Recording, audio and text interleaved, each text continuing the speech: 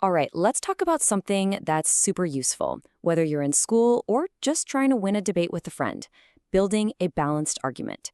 This is all about learning how to think clearly and argue in a way that's actually persuasive. So let's get right into it. You know that feeling, right? You're trying to explain the pros and the cons of something, but it just comes out as a jumbled mess. We've all been there.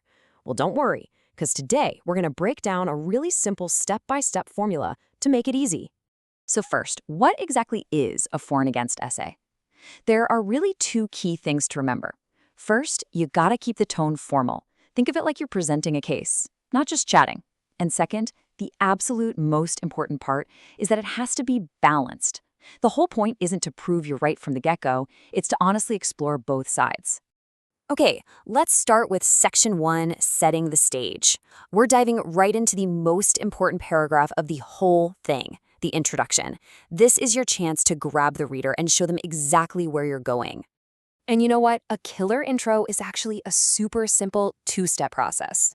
First, you ease into it with a broad statement that everyone can relate to. Then, you wrap it up with a direct question that lays out both sides of the debate. Let me show you what that looks like. So here's step 1. See how great that is? It's just a simple, neutral fact. It doesn't take a side, it just sets the scene with something we all understand. It's the perfect jumping-off point. And boom, here's step 2. This question does all the heavy lifting for you. It introduces the conflict, it shows both sides clearly, and it tells your reader exactly what's about to be discussed. It's the perfect bridge into the main part of your essay. All right, moving on to section 2, building your case. This is the heart of the essay. We're going to dedicate one full paragraph to each side of the argument to keep things fair and balanced. So, sticking with our mobile phone example, we'll have one paragraph arguing for putting your phone away, talking about how it can be rude, and then a second paragraph arguing against it, when it might actually be necessary. Let's see how to build those paragraphs out. You see the simple, logical flow here? It's a 3-part punch. You start with your main point, then you give a solid real-world example to make it relatable, and you finish with the reason, the why, which explains why it even matters. Point, example, reason. It's so effective. And to keep that all-important balance, we do the exact same thing for the other side of the argument.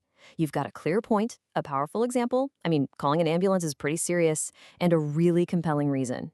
Using the same structure for both sides shows you're giving each viewpoint equal respect.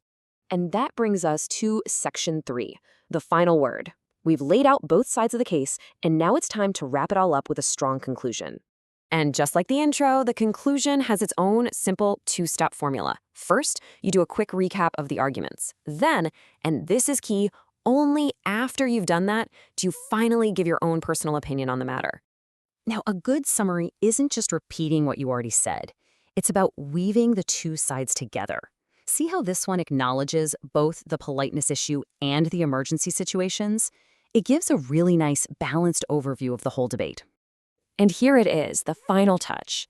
After you've shown you understand both sides, you've totally earned the right to say what you think. That's why starting with a phrase like, personally, I believe, is so important. It signals that this is your thoughtful conclusion based on all the evidence you just presented. So, let's just put it all together. What we've got is this super clear 4-paragraph formula. Paragraph 1 sets the stage, paragraph 2 argues for one side, paragraph 3 argues for the other, and paragraph 4 wraps it all up with a summary and your own opinion. It's such a logical and powerful way to structure an argument. So, this formula is basically a tool, and now it's all yours. So think about it.